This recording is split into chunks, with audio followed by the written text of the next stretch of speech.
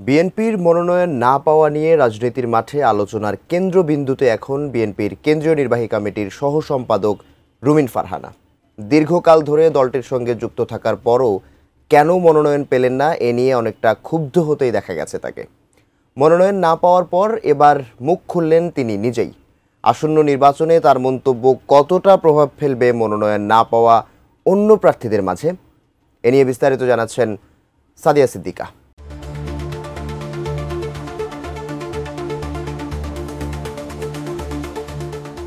টানা আন্দোলন, মামলার ভার আর রাজনৈতিক দমনের দীর্ঘ ইতিহাস পেরিয়ে আবারও নির্বাচনের ময়দানে ফিরে আসছে বিএনপি। গত 17 বছর ধরে নানা প্রতিকূলতা, গ্রেপ্তার, নির্যাতন ও আন্দোলনের ব্যর্থতা সত্ত্বেও দলটি এখন সংগঠন পুনর্গঠনের পথে।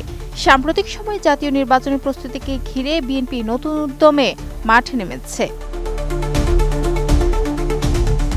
জোটগত সমঝোতা, প্রার্থী বাছাই ও জনসংযোগ কার্যক্রমে জোর দিচ্ছে দলটি। এমন সময় সামনে এসেছে কেন্দ্রীয় নেতাদের বক্তব্য। সেই ধারাবাহিকতায় বিএনপির কেন্দ্রীয় নির্বাহী কমিটির সহ আন্তর্জাতিক বিষয়ক সম্পাদক ব্যারিস্টার রুমিন ফারহানা নিজেও এবার মুখ খুলেছেন। আমি বুঝি নির্মাণের শিল্প, সালাম স্টিল বোঝে ডিউরেবিলিটি। সালাম স্টিল, মোস্ট ডিউরেবল স্টিল। রুমিন ফারহানা বলেন, বিএনপি দীর্ঘ 17 বছর সংগ্রাম ও ত্যাগের মধ্য দিয়ে আজকের অবস্থানে এসেছে। দেশের সবচেয়ে বৃহৎ রাজনৈতিক দল হিসেবে বিএনপি প্রতিটি আসনে প্রার্থী দিতে চায়। তবে একই সঙ্গে জোটগত সমঝোতার বিষয়টি দলীয় সিদ্ধান্তের উপর নির্ভর করছে। তিনি বলেন, আমরা 17 বছর কষ্ট করেছি, 300 আসনেই আমরা দলের প্রার্থী চাই। দল যাকে মনোনয়ন দিবে নিশ্চয়ই তিনি যোগ্য হবেন। তবে একই সঙ্গে আমার নেতাকর্মীরা আমাকে যে অনুরোধ জানাবে তাদের প্রাণী দাবিটিও আমার শুনতে হবে। শনিবার সন্ধ্যায় ব্রাহ্মণবাড়িয়া জেলার আশুগঞ্জ উপজেলায় জাতীয়তাবাদী ওলামা দল আশুগঞ্জ উপজেলা শাখার সংবর্ধনা ও পরিচিতি সভায় প্রধান অতিথির বক্তব্য শেষে সাংবাদিকদের এক প্রশ্নের জবাবে রুমিন ফারহানা বলেন, অনেকগুলো আসনে এখনো প্রার্থী ঘোষণা করেনি বিএনপি। বিএনপি অনেক বড় একটি রাজনৈতিক দল, দীর্ঘ 17 বছর সংগ্রাম করেছে ও ত্যাগ স্বীকার করেছে। বিএনপির সঙ্গে অন্যান্য দলগুলোর জোট গঠনের কথাবার্তা চলছে। জোটেরা যে আসনগুলো চেয়েছে সেগুলো আপাতত স্থগিত রাখা হয়েছে। খুব শিগগিরই এই আসনগুলোতেও প্রার্থী ঘোষণা করা হবে।